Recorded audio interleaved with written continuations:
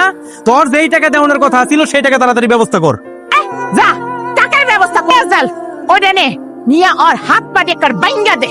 না, আমারে আমারে 3টা দিন সময় দেন, আমি যেখান থেকে পারি আমি টাকার ব্যবস্থা করে দেবো। তারপর আমার বাইরে কেউ অত্যাচার করেন না। মা, কি কইতাছো তুমি? 3 দিনের মধ্যে তুমি টাকার ব্যবস্থা কেমনে করবা? আমি যেখান থেকে পারি 3 দিনের মধ্যে টাকার ব্যবস্থা করব।